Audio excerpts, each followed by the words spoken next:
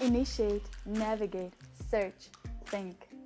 International Natural Science Tournament is a team competition for current undergraduate and master students. The main goal is teaching students how to apply their knowledge to solve current practical, scientific and industrial problems. Moreover, the tournament comes up with the idea how to make a scientific show where ideas could be presented and evaluated from different points of view.